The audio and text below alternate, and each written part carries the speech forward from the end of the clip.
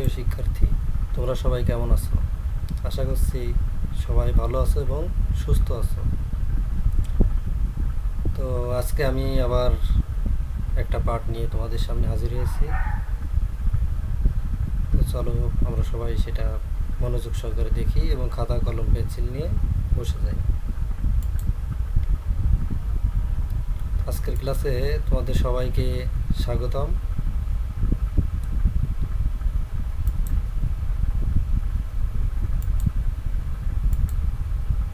আমি আমার পরিচয়টা দিই। আমি অরুণ কুমার পাল, সহকারী শিক্ষক গণিত, বাগারপাড়া সরকারি পাইলট মডেল উচ্চ বিদ্যালয়, বাগারপাড়া, যশোর।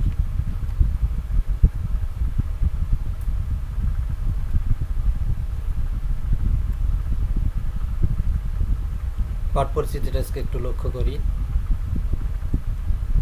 শ্রেণী দশম, বিষয় সাধারণ গণিত, অধ্যায় 17, পাঠ পরিসংখ্যান। তো এই পাঠ শেষে আমরা যা যা শিখতে পারবো সেটা একটু দেখে নিই। পরিসর নির্ণয় করতে পারবো, শ্রেণী সংখ্যা নির্ণয় করতে পারবো, অবিচ্ছিন্ন উপাত্তকে শ্রেণীভুক্ত করতে পারবো, গড়, মধ্যক ও প্রচুরক নির্ণয় করতে পারবো। প্রিয় শিক্ষার্থী, আমি আগে একটু বলে রাখি, এটা অনেক বড় একটা পাঠ, বা আমরা যেহেতু গড়, মধ্যক এবং প্রচুরক একই সাথে শিখতেছি, একটু ধৈর্য ধরে তোমরা বসো এবং আশা করি উপকৃত হবো।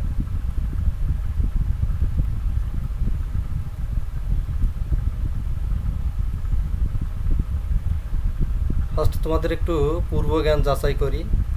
আচ্ছা বলো তো, গণিতের সংখ্যা তত্ত্বকে কি বলে? হ্যাঁ, তোমরা ঠিকই গেস করেছো। গণিতের সংখ্যা তত্ত্বকে পরিসংখ্যান বলে। আবার পরিসংখ্যানের তথ্যের প্রত্যেকটি সংখ্যা মানকে কি বলে জানা আছে? হ্যাঁ, আমরা একটু দেখে নিই সেটা কি বলে। উপাত্ত বলে। একাধিক উপাত্ত বা সমষ্টিকে তাদের সংখ্যা দ্বারা ভাগ করলে কি পাওয়া যায়? কি পাওয়া যায়? এটা কিন্তু ক্লাস 5-এও ছিল। হ্যাঁ, অবশ্যই ঠিক আছে, গড়, তাই না? তো পরেরটা কি আছে? উপাত্ত সমূহকে অবিচ্ছিন্ন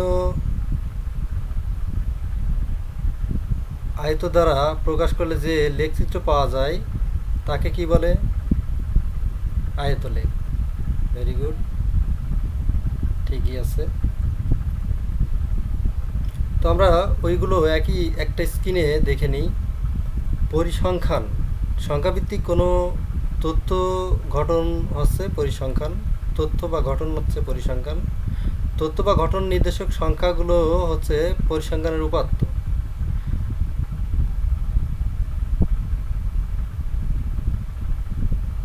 শ্রেণীর মধ্যবিন্দু নির্ণয় করাটা আমরা একটু দেখি। উচ্চসীমা যোগ নিম্নসীমা, তাকে 2 দিয়ে ভাগ। যে কোনো শ্রেণীর উচ্চসীমা ও নিম্নসীমা ব্যবস্থা হলো ওই শ্রেণী ব্যাপ্তি। পরিসরটা কি? সর্বোচ্চ সংখ্যা মাইনাস সর্বনিম্ন সংখ্যা, এটা করে নিয়ে তার সাথে এক যোগ করতে হবে। শ্রেণী সংখ্যা কীভাবে? পরিসর ভাগ শ্রেণী ব্যাপ্তি। আমি শ্রেণী ব্যাপ্তি কত ধরতে চাই, শ্রেণী ব্যাপ্তির উপর ডিপেন্ড করতেছে শ্রেণী সংখ্যা কত হবে। যে শ্রেণীতে যতগুলো ট্যালি চিহ্ন হবে ততগুলো ওই শ্রেণী সংখ্যার ঘটন সংখ্যা বলা হবে। যে ট্যালি চিহ্ন যা হবে ওই শ্রেণী সংখ্যার ঘটন সংখ্যা হবে। গড়টা কি? গড় সমান উপাত্ত সমূহের সমষ্টি ভাগ উপাত্ত সমূহের সংখ্যা। এগুলো আমাদের একটু মনে রাখতে হচ্ছে, পরবর্তীতে আমাদের প্রয়োজন হবে। দেখো, আমরা একটা সমস্যা দেখি। একটি বিদ্যালয়ের অর্ধবার্ষিকী পরীক্ষা 30 জন ছাত্রের গণিতে প্রাপ্ত নাম্বার সেটা দেওয়া আছে 20, 40, 60, 69, 63। শিক্ষার্থী বন্ধুরা দেখো সংখ্যাগুলো ঠিকঠাক বোঝা যাচ্ছে কিনা। আমি তো ঠিকঠাক দেখতে পাচ্ছি। যদি ঠিকঠাক দেখা না যায় অবশ্যই তোমরা কমেন্ট করে বলবে, আমি নেক্সট টাইম এটা একটু বড় করে দেব। তো ঠিক আছে, একটি বিদ্যালয়ের অর্ধবার্ষিকীর পরীক্ষার 30 জন ছাত্রের গণিতে প্রাপ্ত নাম্বার সেগুলো দেওয়া আছে। এখন উপাত্ত থেকে শুরু করে শ্রেণী ব্যবধান 10 ধরে উপাত্তগুলি শ্রেণীভুক্ত করি, মানে শ্রেণীভুক্ত করতে হবে, যেখানে শ্রেণী ব্যবধান কত হতে হবে 10। তো সিস্টেমটা আমরা একটু দেখে নিই, সমাধানটা দেখে নিই। দেখো এখানে সর্বনিম্ন মান আছে কত, সেটা আমাকে খুঁজে খুঁজে বের করতে হচ্ছে, যে সব থেকে ছোটো যে মানটা আছে সেটা হচ্ছে সর্বনিম্ন মান, সর্বনিম্ন উপাত্ত আছে 20, আর সর্বোচ্চ সব থেকে বড়ো যে সংখ্যাটা আছে সেটা কত আছে 97। শ্রেণী ব্যবধান আমাদের 10 ধরতে হবে, এটা আমাদের প্রশ্নে বলে দেওয়া আছে। তাহলে পরিসর সমান আমরা কিন্তু এটা দেখে আসছিলাম সূত্রটা, পরিসর সমান সর্বোচ্চ উপাত্ত বিয়োগ সর্বনিম্ন উপাত্ত তার সাথে যোগ 1। তাহলে দেখো সর্বোচ্চ উপাত্ত ছিল 97, সর্বনিম্ন ছিল 20, তাহলে 97 থেকে 20 বাদ দিয়ে দাও, দিলে কত হয় 77, তার সাথে 1 যোগ করো, কত হলো 78।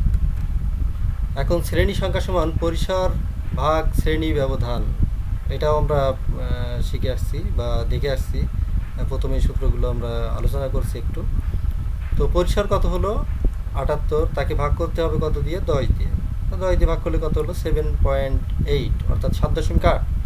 তো এই মানটা আমাদের শ্রেণী সংখ্যা, এটা সবসময় পূর্ণ সংখ্যা হয়, যদি এমন কোনো মান চলে আসে আমরা তার নিকটতম পূর্ণ সংখ্যাটা নিয়ে নেব, মানে যেমন 7.8 আছে, তো আমরা এটা 8 নিয়ে নেব। তো যেহেতু পূর্ণ সংখ্যা, হ্যাঁ আমি যেটা বললাম 8 নিয়ে নিচ্ছি। এখন আসলে ট্যালিটা আমরা একটু দেখে নিই। দেখো 20 থেকে 29 আমাদের শ্রেণী ব্যবধান 10 ধরতে বলেছিল, তাহলে 20 থেকে 29 পর্যন্ত তুমি গণনা করো। দেখো যদি তুমি বিয়োগ করো সেক্ষেত্রে কিন্তু হবে না, কারণ 20টা তো ছাড়া পড়ে যায়, আমাদেরকে 20 থেকে 29 পর্যন্তই গুনতে হচ্ছে, অর্থাৎ 20কে সহ গুনতে হয়। তাই আমাদের এখানে 20 থেকে 29, অনেকেই দেখে মনে করতে পারো যে স্যার 29 থেকে 20 এটা বিয়োগ করলে তো 9 হয়, তো না, আসলে ঘটনা তা না, 20 তো সহ, যে কারণে 20 থেকে 29, তারপরে কি 30 থেকে 39, এভাবে আমরা শ্রেণীটা ধরে নিয়েছি। আর ট্যালিটা তো আমরা পরে গণনা করে করে বসাবো, আর ট্যালি গণনা করে আবার যেটা পাবো সেটা ঘটন সংখ্যা হবে। অর্থাৎ দেখো 20 থেকে 29 এর ভিতরে সংখ্যা আছে, এর ভিতরে দুইটা, একটা 20 আর একটা কত দেখো শিক্ষার্থীরা, হ্যাঁ 26, 20 আর 26, দেখো ট্যালি চিহ্নে আমরা দুইটা দাগ দিয়েছি, এবং ঘটন সংখ্যা ওই দাগ অনুযায়ী বসাই দিয়েছি, কয়টা দাগ আছে 2টা, সেভাবে আমরা 2 বসাই দিয়েছি। তো এইভাবে আমরা একটি ট্যালি চিহ্ন বিশিষ্ট শ্রেণীভুক্ত করতে পারি। তারপরে দেখো 30 থেকে 39 ঠিক একইভাবে আমরা করব, 4টা আছে, তাহলে 4টা দাগ দিয়ে নাও। 40 থেকে 49 সেইখানে কয়টা আছে 5টা।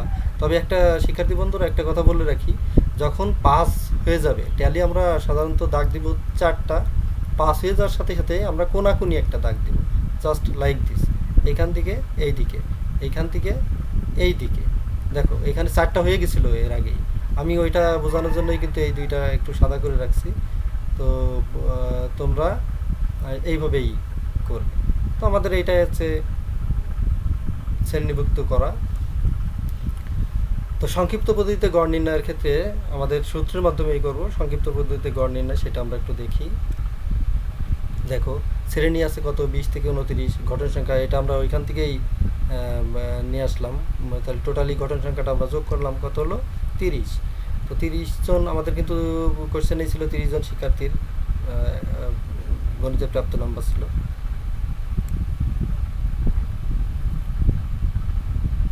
এবার দেখো শ্রেণী ব্যাপ্তি 20 থেকে 29, ঘটন সংখ্যা, তারপরে কি শ্রেণীর মধ্যবিন্দু, তারপরে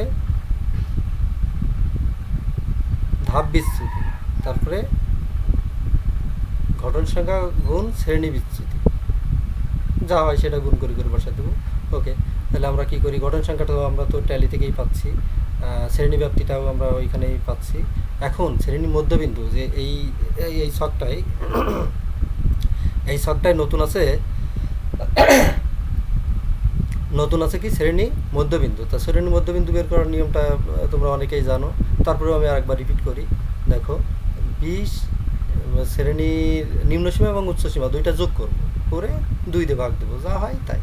তাহলে দেখো 20 এবং 29 যোগ করো, করার পরে তাকে আবার 2 দিয়ে ভাগ করো, ভাগ করলে কত হয় 24.5। তো এইভাবে প্রত্যেকটা বের করা হয়েছে। আর ধাপ বিচ্যুতি কি, তুমি সুবিধাজনক কোনোটাকে শূন্য ধরে নাও, শূন্য ধরে নিয়ে তোমাদের সহজার্থে এটার একটা সূত্র আছে, আমরা সূত্রে না যাই, আমি সহজার্থে একটু বলে দিই। তোমরা এটা সুবিধাজনক কোনোটাকে শূন্য ধরে নিয়ে এইদিকে উপরের দিকে -1 -2 -3 বসাও, আর এইদিকে 1 2 3 এটা বসাতে পারো। আর এবার কি করবা তোমরা, ঘটন সংখ্যা এবং ধাপ বিচ্যুতি গুণ করো, 2 আর এই -2 গুণ করো, করলে কত হয় -4। তাহলে 4 আর এখানে কত -3, 4 আর 3 গুণ করলে কত হয়, অবশ্যই মাইনাস বলো। এইভাবে গুণ করে করে বসাই দাও।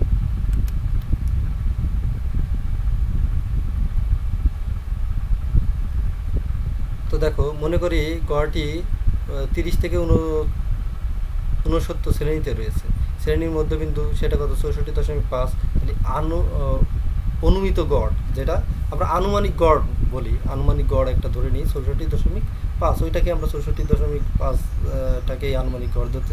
শিক্ষার্থী বন্ধুরা, তোমরা ইচ্ছা করলে যে কোনোটাকে ধরতে পারো, তোমরা সুবিধাজনকভাবে যে কোনোটাকে ধরতে পারো। তাহলে আনুমানিক গড় এ সমান, আনুমানিক গড়কে এ দিয়ে লেখা হয়, তাহলে এ সমান 64.5। তারপরে এখানে শ্রেণী ব্যবধান এইচ সমান 10, ঘটন সংখ্যার সমষ্টি এন সমান 30, সেটা আমরা যোগ করে দেখাইছিলাম। ঘটন সংখ্যা ও বিচ্যুতি সংখ্যার গুণফলের সমষ্টি সেটা কত হলো -17। গুণফলের যে গুণফলটা আমরা লাস্ট কলামে যেটা বের করছিলাম সেটার আবার যোগ করা হয়েছে, যোগ করলে কত হয়েছে -17। এবার দেখো, গড় এম সমান a + 1/n summation i to কে, এটা আপার লিমিট এবং লোয়ার লিমিট দেওয়া আছে, f/u/i ইন্টু এইচ। তো এখানে আমরা একটু দেখি, মানটা বসাই। এ এর মান কত 64.5, এন এর মান ছিল 30, f/u/i মানে সমষ্টিটা সামেশন i=1, এই সামেশন মানে সমষ্টিটা ছিল -17 গুণ এইচ 10। তো এটা ক্যালকুলেশন করো, তোমরা প্রত্যেকে করো। তো 64.5 যোগ, এটা ক্যালকুলেশন করলেই হয় 64.5 বিয়োগ 5.7, সেটা বিয়োগ করলে কত হয় 58.8। তো এটাই হচ্ছে গড়। তো শিক্ষার্থী বন্ধুরা, আমরা আর একটা সমস্যা দেখি। দেখো, একটি বিদ্যালয়ে অর্ধবার্ষিকী পরীক্ষায় 150 জন ছাত্রের গণিতে প্রাপ্ত নাম্বার সেটা দেওয়া আছে, সেটা কত কত, শ্রেণী ব্যাপ্তি 21 থেকে 30, গণসংখ্যা সেটা দেওয়া আছে। এবার আমরা প্রচুরক নির্ণয় সূত্রটি লিখে প্রতীকগুলোর অর্থ ব্যাখ্যা করব। উপাত্তগুলো প্রচুরক নির্ণয় করতে হবে। তো আমরা একটু দেখি প্রচুরক নির্ণয় সূত্রটা দেখি, কয়ের সমাধান। প্রচুরক নির্ণয় সূত্রটি হলো প্রচুরক সমান l + f1 + f2 গুণ এইচ। এখানে এল হচ্ছে প্রচুরক শ্রেণীর নিম্ন সীমা, যে শ্রেণীতে প্রচুরক অবস্থিত। প্রচুরক শ্রেণী চিনব কীভাবে, যে স্যার এইখানে কোনটাকে প্রচুরক শ্রেণী ধরবো, এমন প্রশ্ন থাকতেই পারে তোমাদের। তো সেক্ষেত্রে তুমি যেটা করবা, যে শ্রেণীতে গণসংখ্যা বেশি সেটাই আমাদের সাধারণত প্রচুরক শ্রেণী।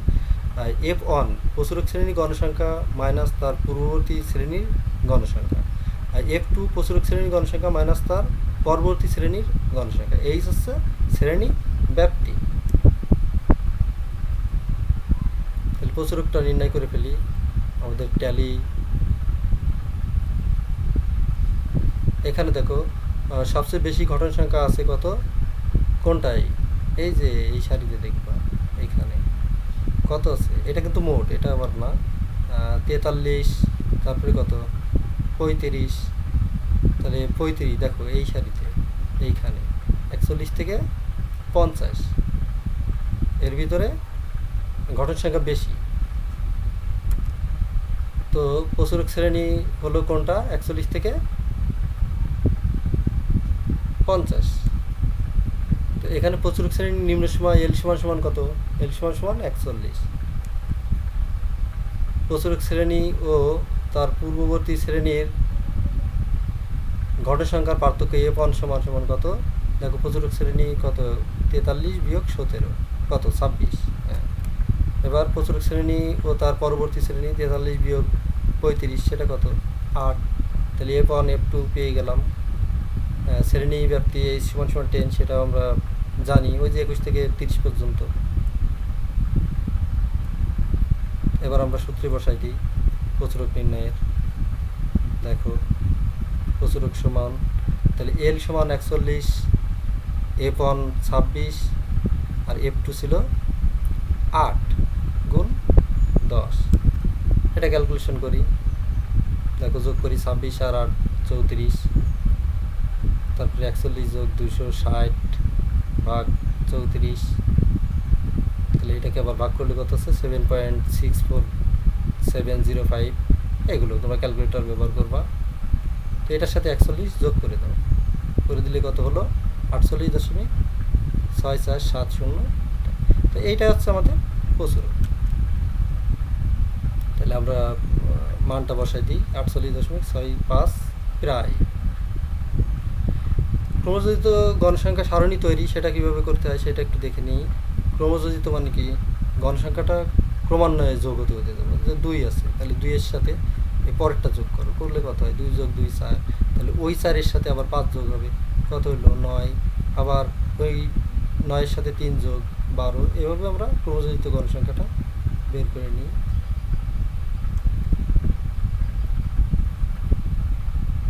তাহলে আরেকটা সমস্যা দেখি, একটি বিদ্যালয়ে অর্ধবার্ষিক পরীক্ষা 60 জন ছাত্রের গণিতে প্রাপ্ত নম্বর নিম্নরূপ। সেটা আছে এইভাবে, মধ্যক নির্ণয়ের সূত্রটি লিখে প্রতীকগুলোর অর্থ ব্যাখ্যা করতে হবে এবং উপাত্ত থেকে মধ্যক নির্ণয় করতে হবে।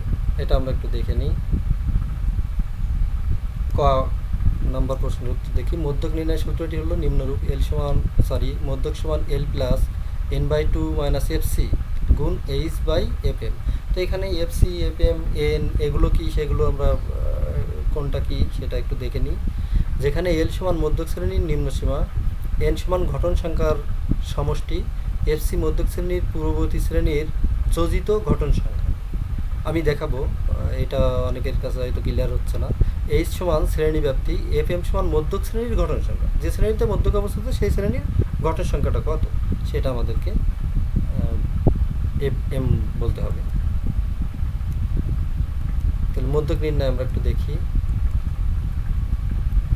মধ্যক শ্রেণীর নিম্নসীমা সেটা L সমান 60, মধ্যক শ্রেণীর ঘটন সংখ্যা FM সমান 20, মধ্যক শ্রেণীর পূর্ববর্তী শ্রেণীর যোজিত ঘটন সংখ্যা। তার মানে যে শ্রেণীতে মধ্যক অবস্থিত তার ঠিক আগের শ্রেণীতে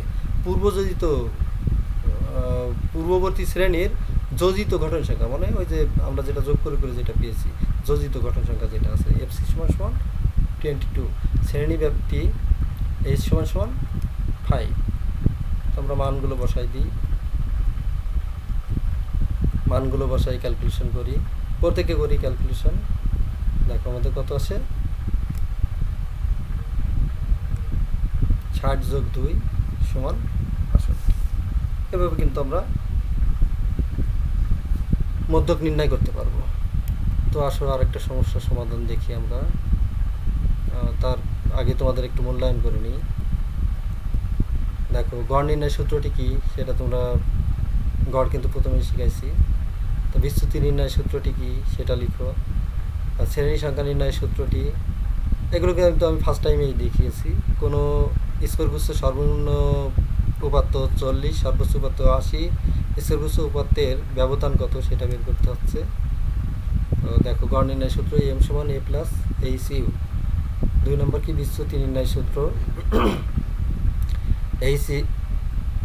UI সমান XI minus A by H, শ্রেণী সংখ্যা সমান উপাত্তের পরিসর বাই শ্রেণী ব্যবধান।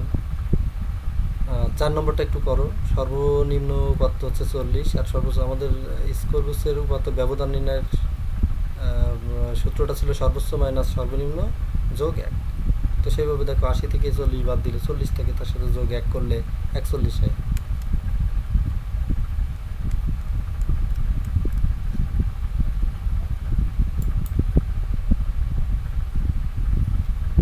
তো শিক্ষার্থী বন্ধুরা তোমরা একটা বাড়ির কাজ নিয়ে নাও।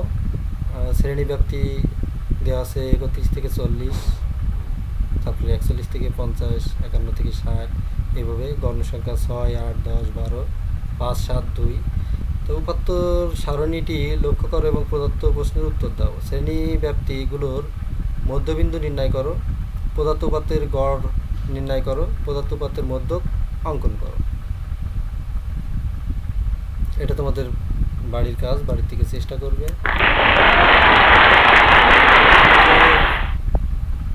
ঠিক আছে শিক্ষার্থী বন্ধুরা, আজকে এই পর্যন্তই। সবাই ভালো থাকো, সুস্থ থাকো, এই আশা ব্যক্ত রেখে এখানেই শেষ করছি। আল্লাহ হাফিজ।